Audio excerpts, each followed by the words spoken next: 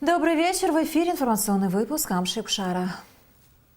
В Московском государственном институте международных отношений прошло торжественное мероприятие, посвященное десятилетию признания России независимости Абхазии и Южной Осетии.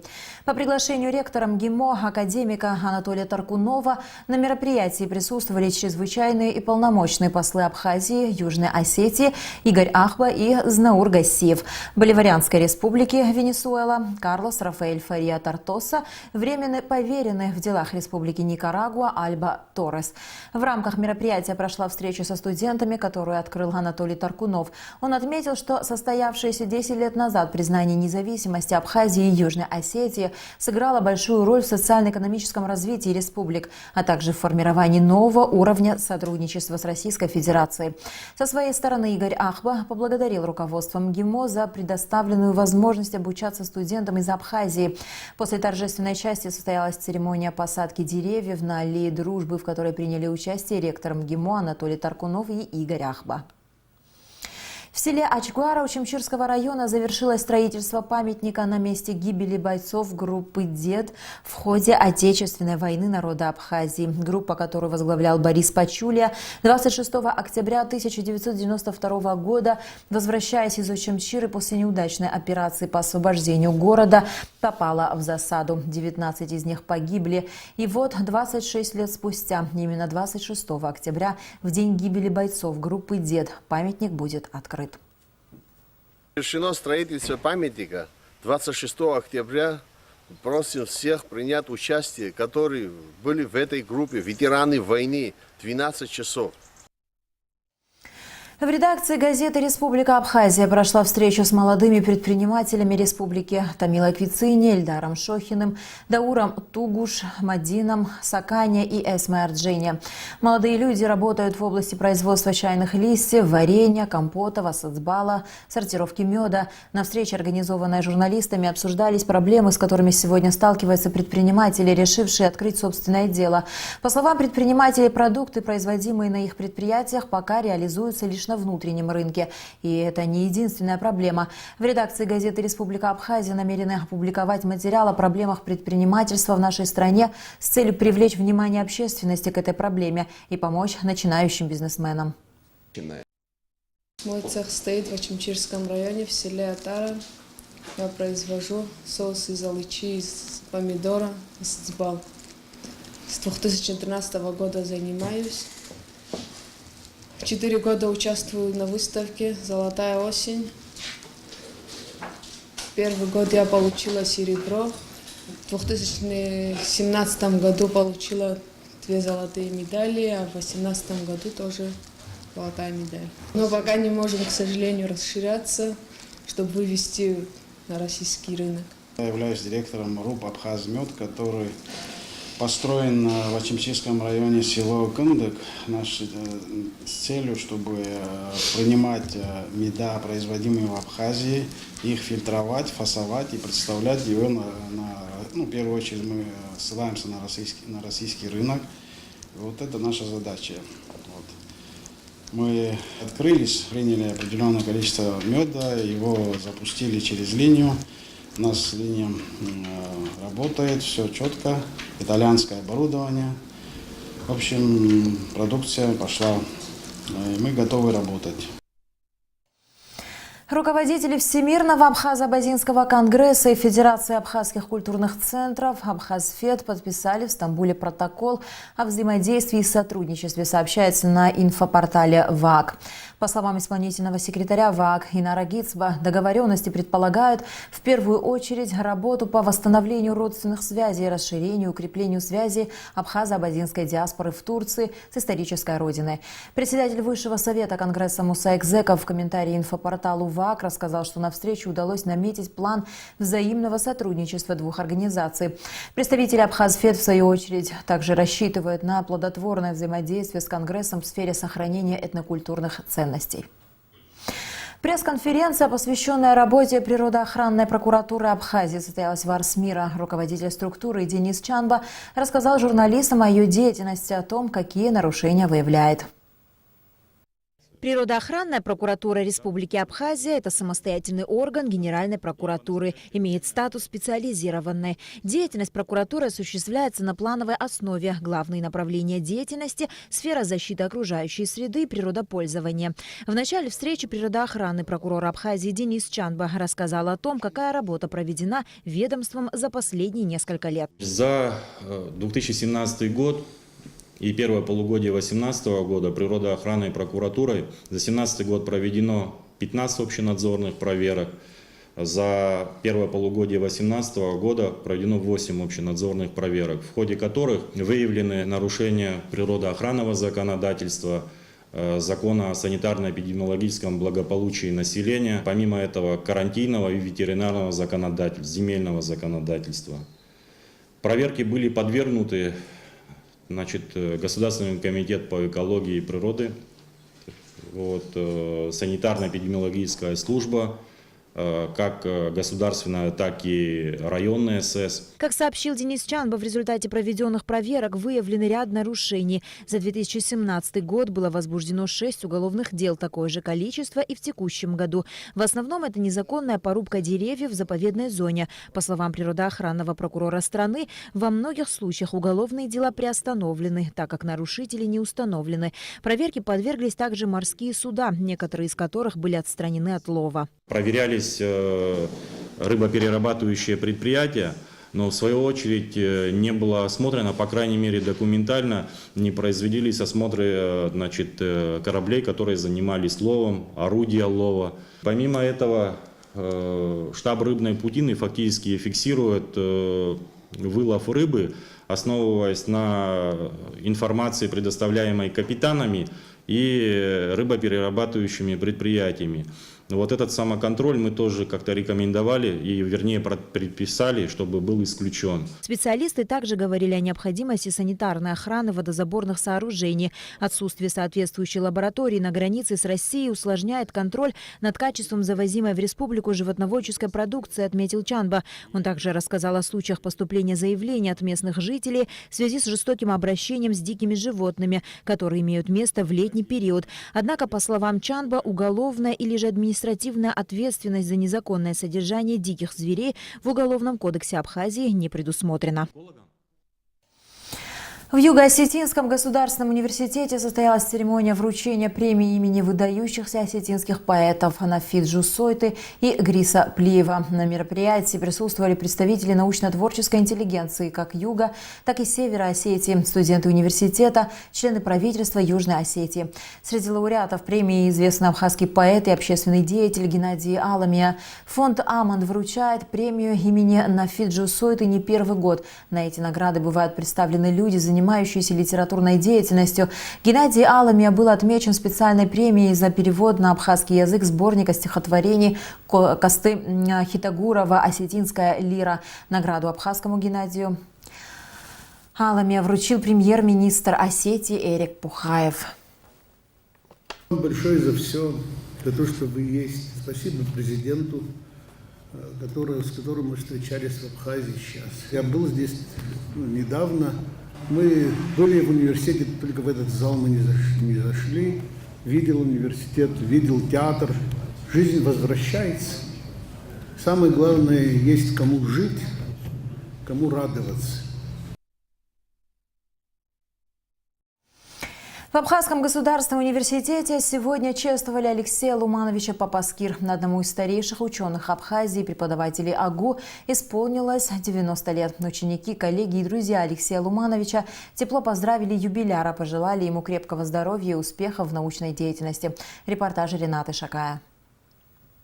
Автору Абезов исполнилось 90 лет. В адрес Алексея Лумановича Папаскир звучали поздравления в Абхазском государственном университете. Декан филологического факультета АГУ Баталха Гуш зачитал поздравления от имени ректора АГУ Олег Угварами. Как педагог, работая с молодым поколением филологов и историков, вы всегда были объективны, честны, доброжелательны и своим примером добросовестного отношения к труду заражали своих учеников.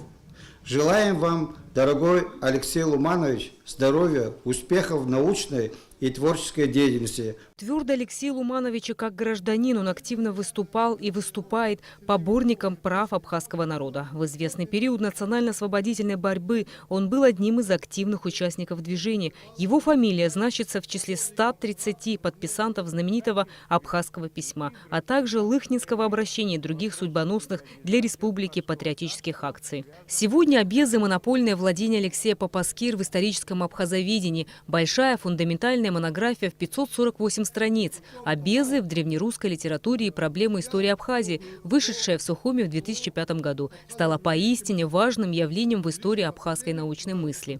Когда грузинские ученые присваивали себе обезов средневековых русских источников, ни один абхазский историк ни в обиду не мог сполна оппонировать им, как это сделал филолог Алексей Папаскир. Естественно, поэтому многие годы он был гоним со стороны тбилисских фальсификаторов средневековой истории Абхазии, абхазского народа. Даже в пределах родной страны ему, как националисту, тяжело было добиваться публикации своей научной продукции. Он пережил и такие моменты жизни, когда его статьи вырывались из журналов, готовых к тиражированию, или изданных уже, но не успевших попасть на полки книжных магазинов. В действительности у Леши всегда в науке была своя твердая позиция, от которой он никогда не отходил, защищал. В советское время, вы знаете, больше всего грузинские лжеученые боролись против двух наших. В первую очередь против Шалы и Налпе. Вы помните, в 1976 году, когда вышла книга Шала Денисовича «Вопросы этнокультурной истории абхазов», заявили, что надо изъять эту книгу. Но на этой почве, вы помните, потом 1978 годы и так далее. Также, значит, против...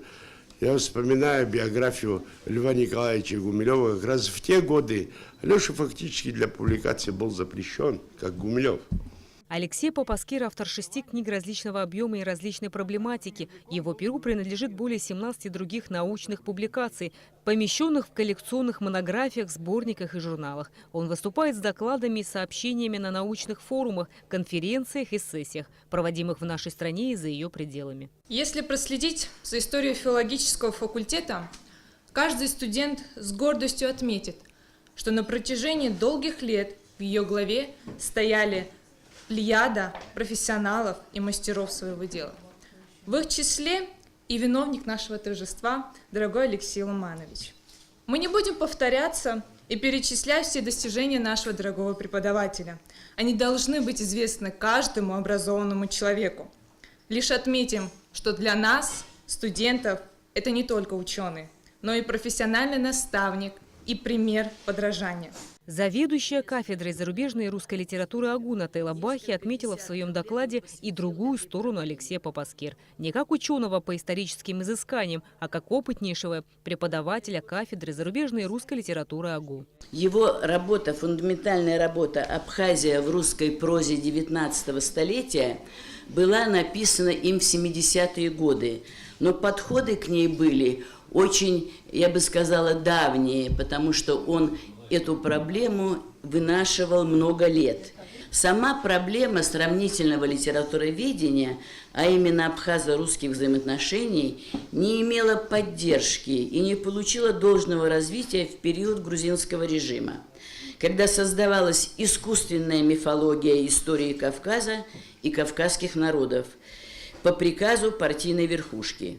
К этой проблеме обращались видные ученые абхазоведения, но все это были разрозненные какие-то изыскания, которые не могли еще быть в то время объединены в одно фундаментальное исследование. Алексей Луманович не только изучил имеющийся материал, но и нашел и представил совершенно неизвестный новый материал о русских писателях, побывавших в Абхазии и оставивших интересные личные впечатления об Абхазии, об ее народе, о деятелях культуры Абхазии. Алексей Луманович Папаскир сегодня в строю, он по-прежнему преподает в университете, занимается научной деятельностью. Он искренне поблагодарил всех, кто организовал эту встречу. В особенности в последнее время, когда возраст уже дает о себе знать. Я чувствую, что кругом теплые слова слышу. Кругом считают, что я такой мудрый, я такой и так далее. Это помогает жить, безусловно. Так воспитаны люди. Хочу поблагодарить тех, кто сегодня выступил здесь. Выступавшие со мной беседовали перед этим. Я как-то предупреждал их, что я говорю, это юбилейная встреча, на юбилейных встречах не критикуют, не говорят о недостатках, это вы учтете, безусловно, но если вы перейдете какую-то черту, начнете хвалить слишком, то это может, есть опасность, что может превратиться в пародию. Они не перешли, слава Богу, я за это благодарен им. Многочисленные ученики, коллеги, друзья ученого, педагога, мудрого и доброго человека поблагодарили Алексея Лумановича за достойную школу жизни, богатый опыт научно-педагогической деятельности и преподнесли в дар юбиляру абхазский кинжал и алабаща. Рената Шакая, Роберт Ломи, Абхазское телевидение. В Сухуми идут съемки короткометражного фильма на абхазском языке. Автор картины – студентка ВГИК Атана Агарба. В съемках задействованы артисты Абхазского драматического театра и непрофессиональные актеры. Наши корреспонденты побывали на съемочной площадке. Репортаж Алики Трапш. Уже 4-й день в столице идут съемки короткометражного фильма студентки 4-го курса ВГИК Атаны Агарба. Рабочее название фильма «Возрождение земли» или же «Бача». Для молодого абхазского режиссера это уже 3-я картина. Сценарий к нему Атана написала, будучи студенткой 1-го курса. И вот, наконец, спустя 4 года Атана Агарба приступила к съемкам. Стоит отметить, что ВГИК не сразу поддержал идею проведения съемок фильма в Абхазии. Сложностей очень много. В первую очередь это все-таки сложности с оборудованием, так как в Абхазии достать оборудование для качественной киносъемки практически невозможно. И поэтому приходится возить все это из Москвы, что достаточно-таки очень усложняет задачу и сокращает нам смены, в которые мы должны уложиться, отснять весь фильм. Давать студенту такое дорогое оборудование все-таки очень рискованно, и поэтому у нас ушло очень много времени на то, чтобы договориться с киностудией и все-таки получить разрешение на перевозку. Нам также посодействовали Министерство культуры, которые написали личное письмо нашему ректору с просьбой оказать помощь нам. Картина «Возрождение земли» или «Бача» будет на абхазском языке с субтитрами на русском. В нем снимаются артисты Абхазского драматического театра и непрофессиональные актеры. Это история молодой семьи Дика и Майи, которые живут в селе, где несколько лет стоит сильная засуха. Но глава семьи Дик не отчаивается и на тракторе Бача пытается вдохнуть жизнь в то, что уже, казалось бы, давно потеряно. В роли Дика актер Абхазского драматического театра Бенар Кови.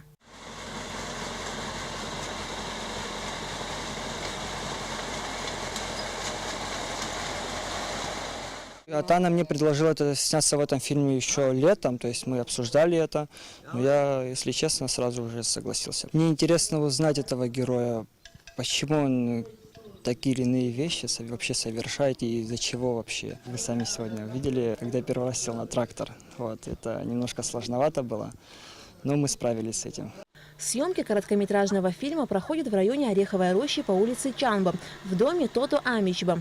Место выбрано не случайно, так как оно соответствует сценарию фильма и находится недалеко от центра города, что облегчает перевозку съемочной техники и оборудования. Хозяин дома признается, что работа съемочной группы ничуть не стесняет его семью. Наоборот, он рад такому соседству. Планируемый хронометраж фильма режиссера Атаны Агарба 30 минут. Уже совсем скоро состоится премьера во ВГИКе, а после планируется показ и в Абхазии.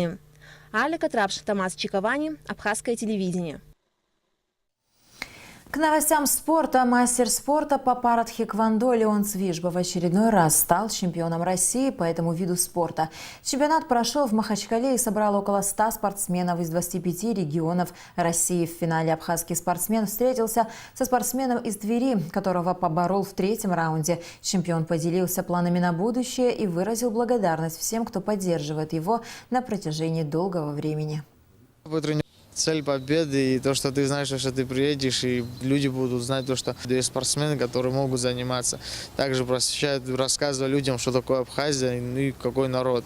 И приглашают сюда уже дальнейших представителей, чтобы развивать деятельность и культуру спорта. Будем готовиться на Олимпийские игры к 2020 году, которые состоятся в Токио. Также хочу выразить огромное спасибо спорткомитету Абхазии Баграту Хутаба и представителю самого главного лица, нашему президенту Хаджи Бараулю Джунговичу за поддержку и развитие. Абхазский боксер Батал Чежия примет участие в вечере профессионального бокса в ледовом комплексе «Владимир» 27 октября. Батал Чежия встретится на ринге с трехкратным чемпионом России, чемпионом Евразии Константином Питерновым. Батал – один из немногих в нашей стране профессиональных боксеров. Это будет его 8-й поединок. 7 предыдущих он завершил победой. Бой будет транслироваться на телеканалах «Матч Боец», «Бокс ТВ» и других. Спортсмен тренируется в Москве под руководством профессиональных тренеров. И в завершение выпуска о погоде. По сообщению Гидрометцентра, завтра в Абхазии ожидается неустойчивая облачная погода, временами дождь, возможно гроза.